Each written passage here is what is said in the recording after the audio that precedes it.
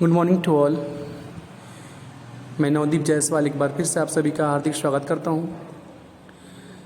बच्चों, आज मैं आप सभी को बाल राम कथा के पाठ 11 लंका विजय पाठ पढ़ाने जा रहा हूँ। आइए अब हम पाठ की शुरुआत करते हैं। अब देखिए, जैसा कि मैंने आपको बताया था कि हनुमान को सीता की खोज के लिए जाना होता है। हनुमान सीता का पता लगाने में सफल भी हो जाते हैं। लंका में आग भी लगा दिया हनुमान ने। फिर सीता के बारे में जो भी सूचना थी वो लेकर लंका से वे राम के पास भी पहुंच जाते हैं। अब आगे की कथा पर हम पाठ के माध्यम से जानते हैं कि आगे क्या हुआ। हनुमान ने पूरी जो पूरी बात थी लंका की, जो पूरा राज था, जो पूरा सूचना था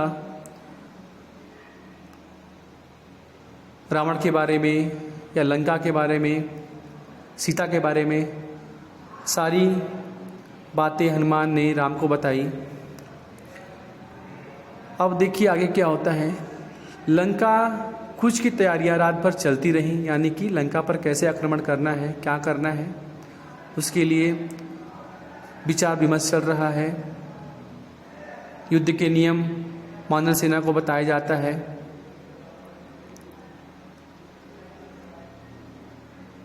वानरों का कोलाहल चारों तरफ है। वे आगे बढ़ रहे हैं। जामवंत और हनुमान सबसे पीछे हैं। यह सेना की रणनीति का हिस्सा था।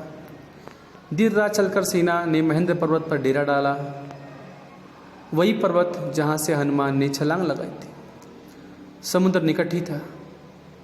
पर्वत का सेना ध्वज लहरा रहा था, यानी कि वहाँ पे अस्थायी रूप से रहने की व्यवस्था कर दी गई थी। इधर देखिए, लंका में आग लगाने के बाद हनुमान जब यहाँ से चले गए होते हैं, जब से लंका में हनुमान ने आग लगाई है, तब से जो लंका वासी थे वे बहुत घबराए हुए थे। उनके मन में डर भर गया था कि अगर जिसका दूत लंका में आग लगा सकता है, तब जिसका दूत लंका में आग लगा सकता है तो स्वयं उसका स्वामी कितना शक्तिशाली होगा। ये चर्चाएं चल रही थी। नगर में सभी डरे हुए थे। ये चर्चाएं विभीषण ने सुनी। नगर की हताशा उनसे देखी न गई। ऐसी हताश सेना युद्ध कैसे कर सकती थी। वे रावण के पास गए उसे समझाने के लिए कि आप सीता को लौटा दीजिए। विभीषण ने रावण से कहा कि आप सीता को लौटा दीजिए, इसी में ही सबका कल्याण है। लेकिन बोलते हैं ना बेटा, विनाश काले विपरीत बुद्धि। रावण उनकी बात को नहीं मानता है। अब देखियो, इधर रावण को राम के समुद्र तट पर पहुंचने का समाचार मिल चुका था। अभी भी देखिए, विभीषण रावण को समझाने का प्रयत्न कर रहे हैं। वे बार बार बोलते रहे सीता को, सीता आपके गले में बंधा हुआ सांप की तरह है जो आपको डस लेगा। आप सीता को सम्मान सहित राम को लौटा दीजिए, इससे लंका बच जाएगी। रावण गुस्से में आ जाता है और कहता है, तू मेरा भाई नहीं शत्रु है, निकल जा तू लंका से। तभी विभीषण उसी रात लंका से निकल गए 4 सहायकों के साथ। उन्होंने राम के पास जाना ठीक समझा। जैसे ही यहाँ पर विभीषण यहाँ से निकलते हैं राम के जाने के लिए, राम के पास जाने के लिए, क्योंकि उन्हें राम की शरण में जाना था, इसलिए विभीषण राम के दर्शन के लिए, राम से मिलने के लिए, राम की शरण में जाने के लिए यहाँ से निकलते हैं। समुद्र पार राम के शिविर में अचानक समुद्र के उस पार देखते हैं, वहाँ के जो सैनिक होते हैं, जो वानर होते हैं, देखते हैं कि आकाश मार्ग से कोई उड़ता हुआ आ रहा है। एक वानर चिल्लाकर सबको सावधान करता है। अब विभीषण को पकड़कर सुग्रीव के सामने प्रस्तुत किया जाता है। विभीषण अपने बारे में बताते हैं कि मैं लंकाधिपति रावण का छोटा भाई हूँ, मैं राम के शरण में आया हूँ, आप मुझे उनके पास ले चलिए। विभीषण के चेहरे पर डर नहीं था, विश्वास था। अब देखिए, उनको राम के पास ले जाया गया। उन्होंने बताया कि मेरा नाम विभीषण है, रावण ने मुझे लंका से निकाल दिया है क्योंकि मैंने सीता को लौटाने की बात उससे कही थी, जिससे वह गुस्से में आके मुझे अपमानित किया। प्राण बचाकर मैं यहाँ आपके पास मिलने के लिए आया हूँ। मैं चाहता हूँ कि आप मुझे अपनी सेवा में रख लीजिए, अपने शरण में ले लीजिए। अभी भी अंगद विभीषण को संदेह की दृष्टि से देख रहे थे। तब राम ने कहा कि हमें विभीषण को स्वीकार कर लेना चाहिए। मैं शरण में आए हुए व्यक्ति को कभी निराश नहीं करता, यह मेरी नीति है। विभीषण को आदर से अंदर लाया गया।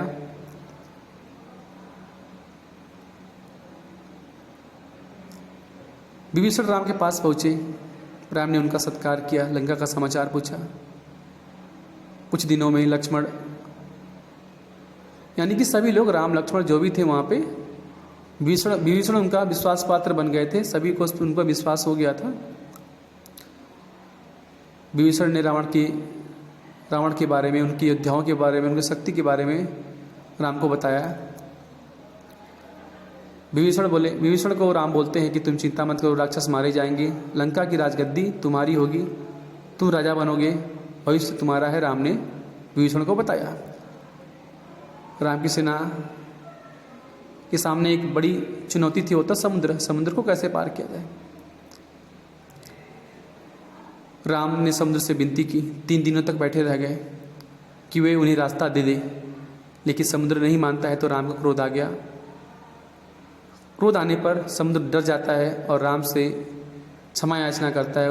उनको एक सलाह देता है कि आपकी सेना में नल नाम का एक बानर है, वो जो कि समुद्र पर पुल बना सकता है, जिससे कि आपकी सेना लंका के उस पार पहुंच सकती है। नल ने अगले ही दिन पुल बनाने का काम शुरू कर दिया। समुद्र को 2 टुकड़ों में बांटता हुआ पुल बनकर तैयार हो गया।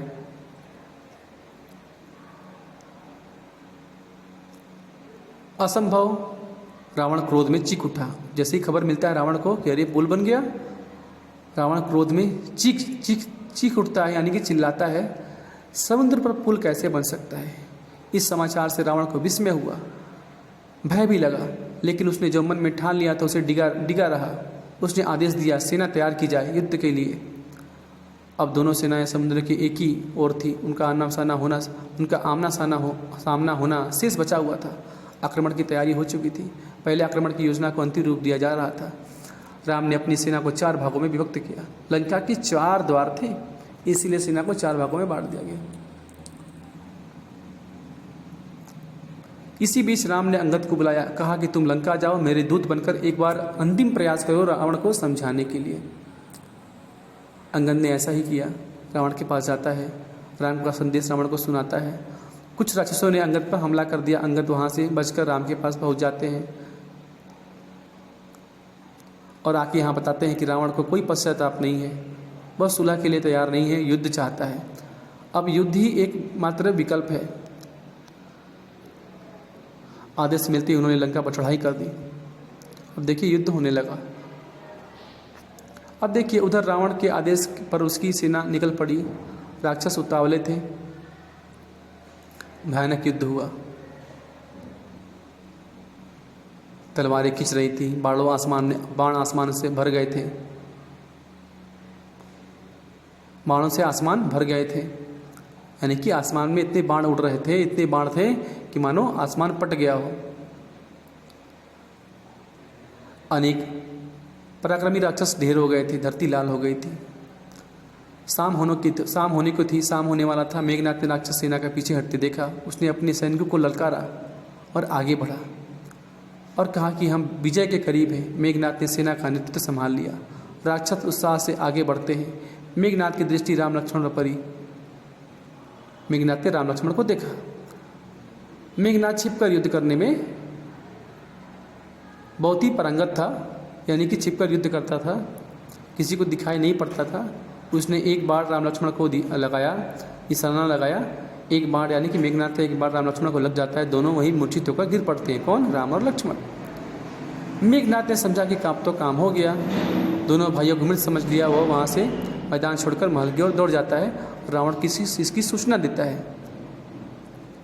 अब देखिए राम लक्ष्मण मूर्छित हो गए हैं। सभी को कुछ अनिष्ट की आशंका लग रही, कुछ ऐसा हो न जाए। दोनों का विभीषण ने उपचार कराया। उपचार मतलब इलाज। अगले दिन फिर वह पुनः युद्ध के लिए तैयार हो गए। रावण की सेना के महाबली एक एक करके मारे जा रहे थे।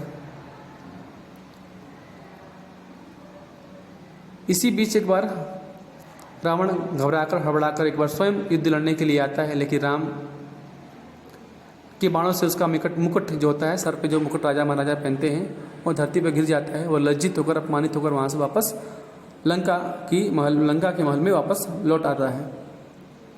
अब तक रावण को राम की शक्ति का कुछ अनुमान हो गया था। जब उसे कुछ नहीं सोचता है तो वो अपने भाई कुंभकर्ण को जगाता है। जो उसका भाई कुंभकर्ण था वह महाबली था। वो 6 महीने सोता था, 6 महीने सोता था। कुंभकर्ण दुर्ग से बाहर आया, उसे देखते ही वानर सेना में खलबली मच गई। वे उसे रोकने में अक्षम थे, यानी कोई उसे रोक नहीं पा रहा था। उसने हनुमान अंगद को घायल कर दिया। अब देखिए आगे क्या होता है। दोनों भाइयों ने, अब राम लक्ष्मण ने दोनों साथ मिलकर कुंभकर्ण को हराने की कोशिश कर रहे हैं और दोनों भाइयों ने बाणों की वर्षा कर दी और कुंभकर्ण को मार दिया। कुंभकर्ण मारा गया। अब रावण निराश हो गया, क्योंकि कुंभकर्ण को उससे बहुत गर्व था कि मेरा भाई हो ना हो कुछ न कुछ चमत्कार करेगा, यानी राम लक्ष्मण को मार देगा। लेकिन ऐसा नहीं हुआ, कुंभकर्ण मारा गया था। मेघनाथ लक्ष्मण का भीषण युद्ध हो रहा था। मेघनाथ पराक्रमी था, उसने एक बार इंद्र को परास्त कर दिया था, इसलिए उसका नाम इंद्रजीत पड़ गया था। कोई भी मेघनाथ को रोक नहीं पा रहा था। अब देखिए लक्ष्मण ने मेघनाथ को चुनौती दी। दोनों का निशाना अचूक था। अचानक लक्ष्मण का एक बाण मेघनाथ को लगता है, वो घायल हो गया और नीचे झुक गया। लक्ष्मण ने ताबड़तोड़ बाणों की बरसात कर दी। आगे बढ़ना कठिन था। मेघनाथ पीछे मुड़ा, लक्ष्मण महल की ओर भागा।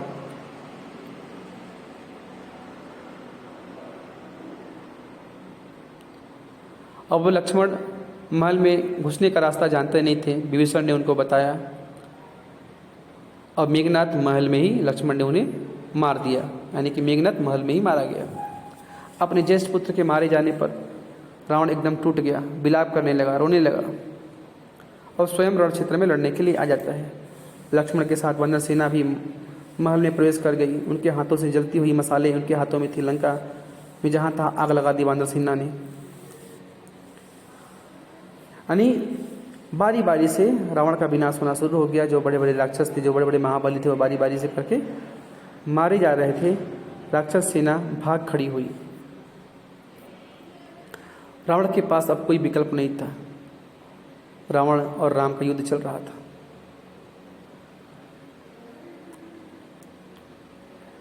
विभीषण को राम की सेना में देखकर रावण उबल पड़ा और रावण विभीषण पर एक निशाना लगाया। लक्ष्मण ने यह बाण बीच में ही काट दिया।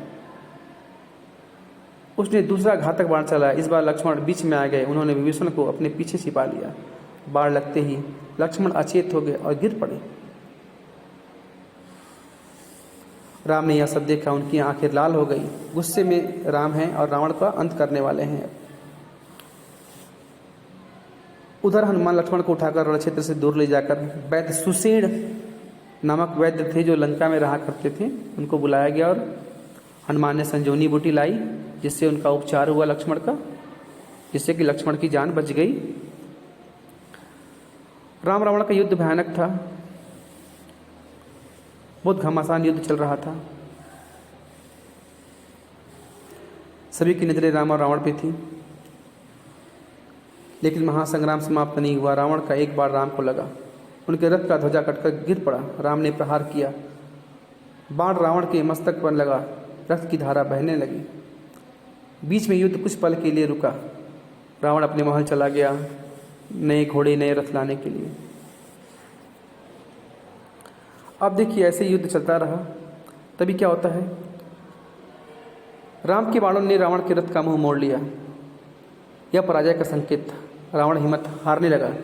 जब तक वह रथ घुमाता, राम का एक बाण उसके पार निकल गया। रावण के हाथ से धनुष छूट गया। वह पृथ्वी पर गिर पड़ा और मारा गया। बची हुई राक्षस सेना हड़बड़ाकर जान बचाकर इधर उधर भागने लगी। कुछ राक्षस जाकर समुद्र में गिर गए। लंका विजय का अभियान जो था पूरा हो चुका था। वानर सेना उछल कूद करने लगी। खुश हो जाते हैं बांदर सेना, यानी कि रावण मारा गया, राक्षस मारे जाते हैं तो बांदर सेना बहुत खुश होती है, कोलाहल करती है, उछल कूद करती है। रण क्षेत्र में एक ही दुखी व्यक्ति था, वो था विभीषण, क्योंकि उसका भाई मारा गया था। अब देखिए रावण की अंत्येष्टि के बाद, अंत्येष्टि मतलब उसका जो क्रियाक्रम था, उसके बाद राज तिलक किया गया किसका, विभीषण का, उसे राजा बनाया गया।